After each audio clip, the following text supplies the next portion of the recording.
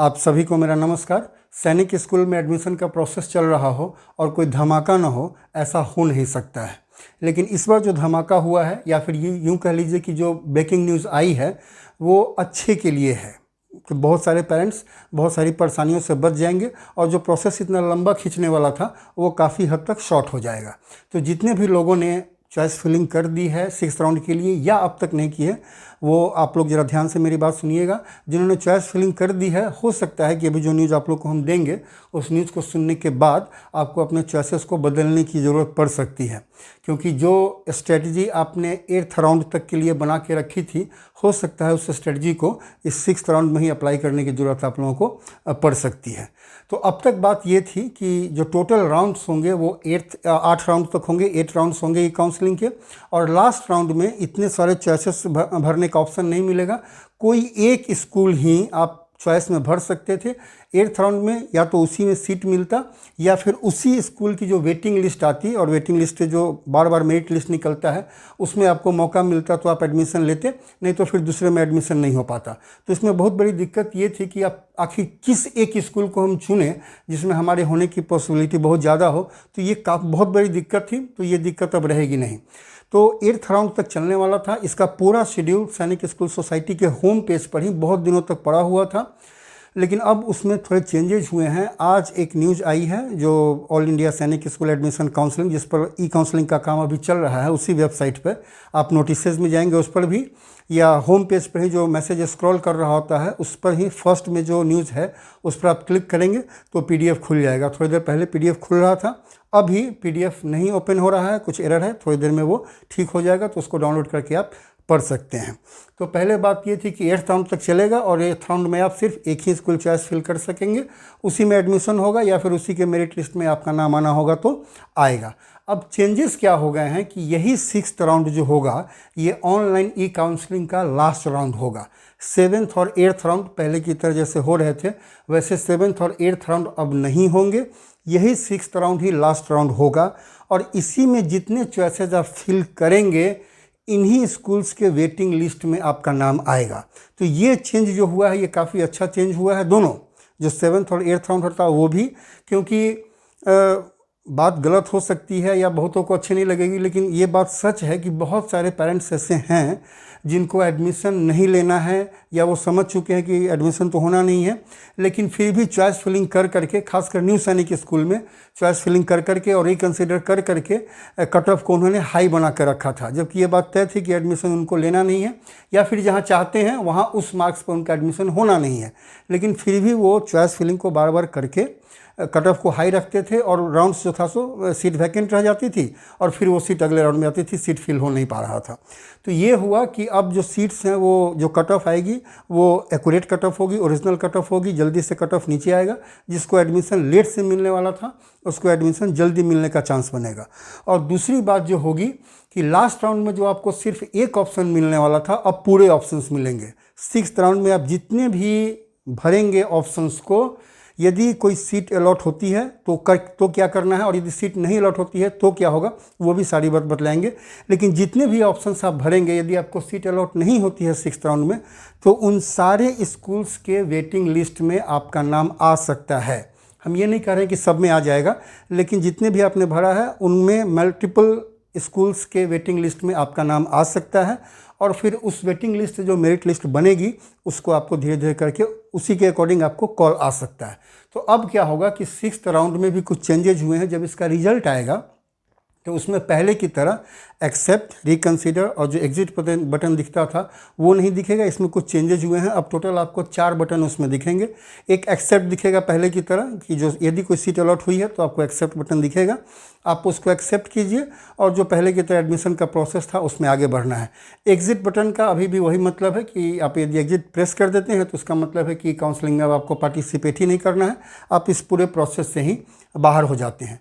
Reconsider button को हटा दिया गया है और उसकी जगह रिजेक्ट बटन को डाल दिया गया है। रिकन्सिडर और रिजेक्ट में बहुत बड़ा डिफरेंस क्या है उसको ज़रा ध्यान से सुनिएगा। रिकन्सिडर पहले कहने का मतलब था कि हमें ये सीट जो स्कूल अलॉट हुआ है किसी कारण से हम इसमें एडमिशन नहीं लेना चाहते हैं, लेकिन हम फर्दर राउंड में पार्टिसिपेट करना चाहते हैं। तो फर्दर राउंड में जाने के बाद भी आपके पास ये ऑप्शन था कि पहले वाले राउंड में जिस सैनिक स्कूल को आपने रिकन्सिडर कर दिया था, उसको भी आप अगले राउंड में चॉइस फिलिंग में उस सैनिक स्कूल को भी आप चॉइस फिलिंग में डाल सकते थे। लेकिन अब इस रिजेक्ट बटन के में क्या होगा, रिजेक्ट बटन करने से यदि आप रिजेक्ट करते हैं तो क्या होगा कि अब आगे जो स्कूल्स की वेटिंग लिस्ट आएगी, तो आपने जिस स्कूल को रिजेक्ट किया है उस स्कूल के वेटिंग लिस्ट में आपका नाम नहीं रहेगा। ये सीधी सी बात है। और आगे भी बताते हैं, वेटिंग लिस्ट में जो आएगा उसमें भी यही होता रहेगा।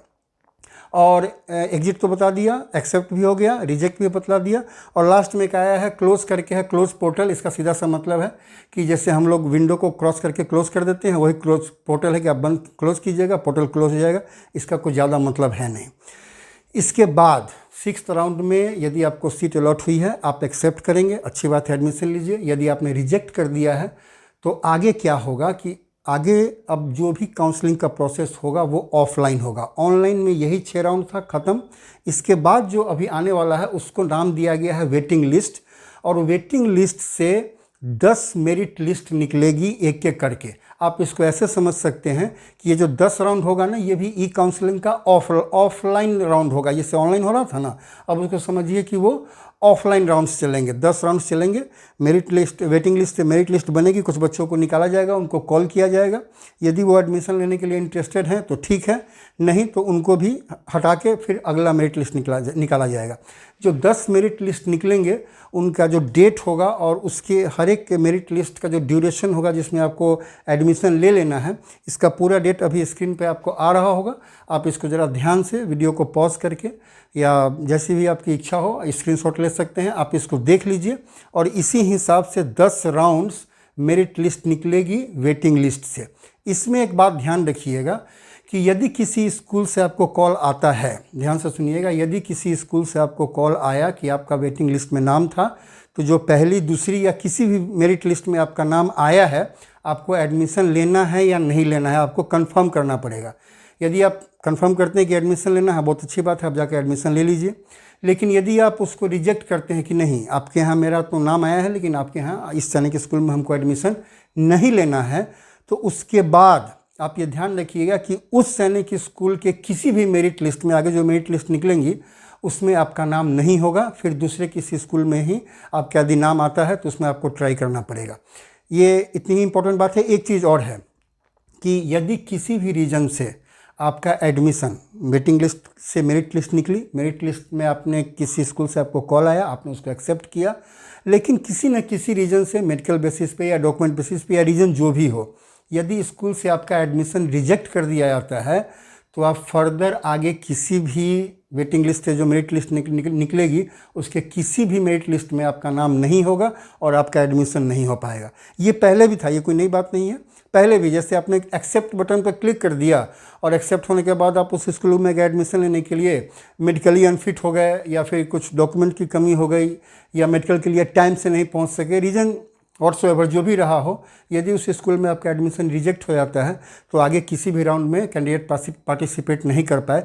यहाँ भी वही होगा। वेटिंग लिस्ट से जो मेरिट लिस्ट निकलेगी, यदि आपको किसी स्कूल से कॉल आता है और आप उसको एक्सेप्ट कर लेते हैं कि हाँ हम एडमिशन लेंगे और इस डेट तक हम आपके यहाँ पहुँच जाएंगे, और किसी रीजन से यदि आपका एडमिशन वहाँ रिजेक्ट होता है, तो फर्दर जो मेरिट लिस्ट निकलेगी, टोटल 10 मेरिट लिस्ट निकलनी है, उसमें कोई भी मेरिट लिस्ट में आपका नाम नहीं होगा और उसमें किसी में भी आपका एडमिशन नहीं होगा। तो जिन भी लोगों ने चॉइस फिलिंग की है वो ज़रा अपने स्ट्रेटजी को एक बार फिर से देख लें, और जिन स्कूल में आपको एडमिशन लेना है अल्टीमेटली कि हाँ यहाँ नहीं हो तो यहाँ सही, यहाँ नहीं हो तो यहाँ सही, अब उन स्कूल्स को आप अपने चॉइस फिलिंग में ज़रूर दें, क्योंकि इसके बाद फिर आपको आगे चॉइस फिलिंग करने का मौका नहीं मिलेगा। तो अभी तक इतनी ही बात थी। आपको यदि कोई और भी जानकारी चाहिए होगी तो यहाँ पर नंबर मेरा डिस्प्ले हो रहा होगा, आप इस नंबर पर यदि कोई छोटी मोटी बात है तो आप व्हाट्सएप से पूछ सकते हैं, या फिर लगे ऐसा कि नहीं मैसेज से या व्हाट्सएप से काम नहीं चलने वाला है तो ऑफ कोर्स आप कॉल कर सकते हैं इस नंबर पर। जहाँ तक मेरी जानकारी है आपको हम देने की पूरी कोशिश करेंगे।